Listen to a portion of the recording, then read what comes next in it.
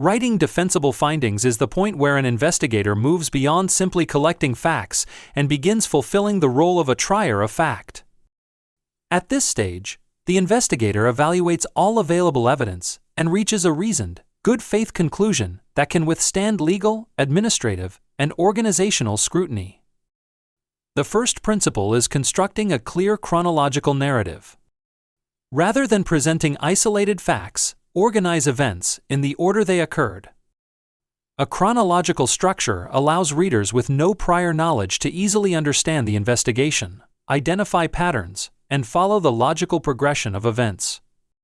Many experienced investigators also use what is sometimes called the snippet approach.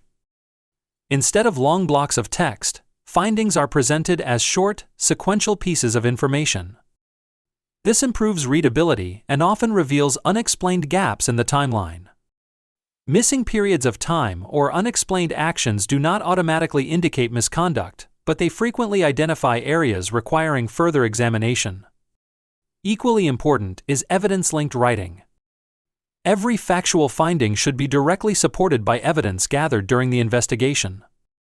Rather than asking readers to trust the investigator's opinion, the report should clearly identify where each finding originated, whether from witness statements, documents, electronic records, CCTV footage, or other exhibits. A balanced investigation also considers the totality of evidence. This includes both evidence supporting an allegation and evidence that contradicts it. Demonstrating that exculpatory evidence was carefully evaluated strengthens the credibility and fairness of the investigation. Remember that facts are evidence, opinions are not. Describe observable behaviors instead of assigning personal characteristics. For example, instead of writing that an employee was dishonest or aggressive, describe the specific actions that were observed or verified through evidence. Professional language is equally essential. Workplace investigations are administrative processes, not criminal investigations. Avoid law enforcement terminology such as suspect, perp, or busted.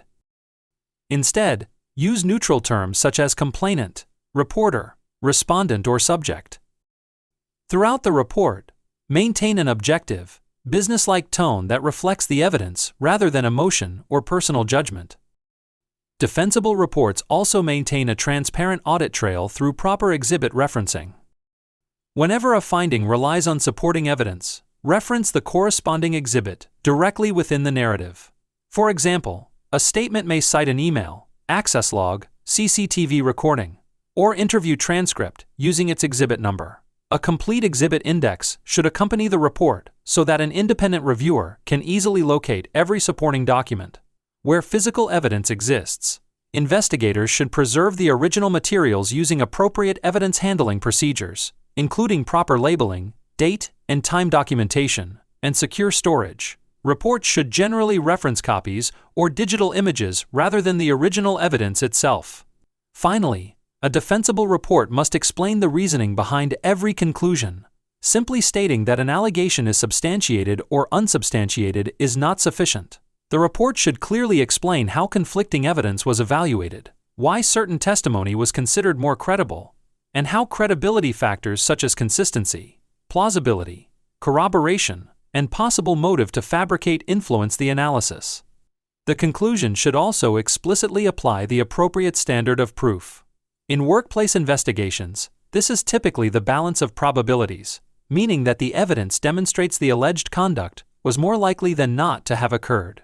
When different individuals provide conflicting accounts, investigators should explain why one version of events is accepted over another. Avoid simply stating that both accounts are equally believable without further analysis. Instead, demonstrate how the available evidence supports one explanation more strongly than the alternatives. Strong investigative writing also acknowledges alternative explanations. By showing that competing hypotheses were considered and explaining why they were rejected based on the evidence, the investigator demonstrates objective reasoning rather than confirmation bias. Ultimately, defensible findings are not simply conclusions, they are transparent demonstrations of professional reasoning. Every conclusion should allow an independent reader to understand not only what decision was reached, but exactly how and why that decision was made.